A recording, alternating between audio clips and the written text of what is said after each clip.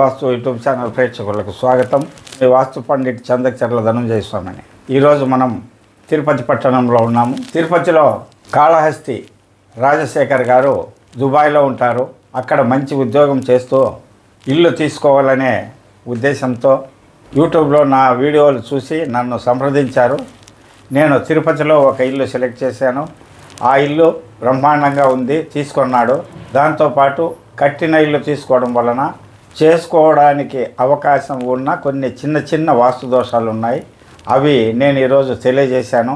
నా వాస్తు సలహాలపైన ఈ ఇంటిపైన మన రాజశేఖర్ గారు ఏమంటారో విందాం. దుబాయ్లో జాబ్ చేస్తున్నాను.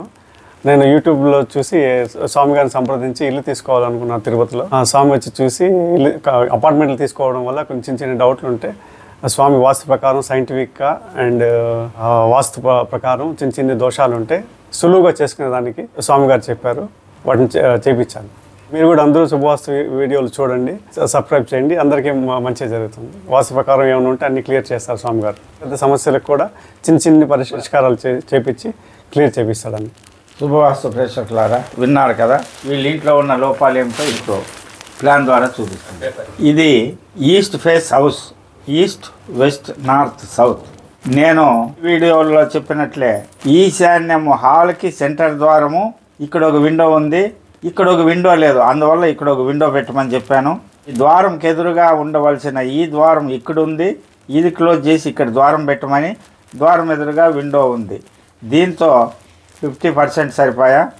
ఇక లోపలికి వస్తే బాత్రూమ్ ఇక్కడ కట్టారు, బాల్కనీ ఇక్కడ కట్టారు.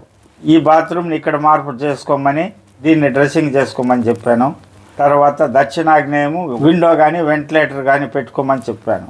కేవలము ఈ చిన్న ఆల్టరేషన్స్ చేసుకునేదానికి బాగా అనుకూలం ఉంది. ఇంట్లో వాళ్ళు చేసుకుంటారు.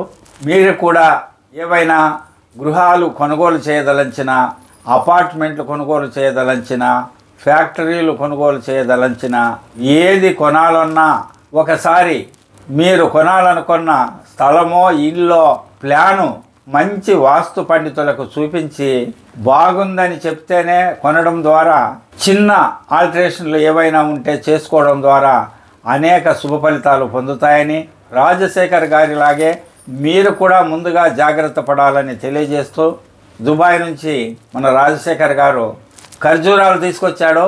అవి కూడా మనకిచ్చాడు. మా ఆశ్రమంలో ఉన్న భక్తాదులందరికీ అవి సద్వినియోగం చేస్తాము. ఎందుకంటే మా ఆశ్రమంలో ప్రతి పౌర్ణమి అన్నదానము, గురుభజన, సత్సంగము నడుస్తుంది. దానితో పాటు ప్రతి నెల 3వ తేదీన వందలాది మంది పాత ఇండ్ల వారు ఉచిత వాస్తు సలహాలకై వస్తూ ఉంటారు. వారందరికి కూడా ఉచిత భోజనం ఏర్పాటు చేయడం జరిగింది.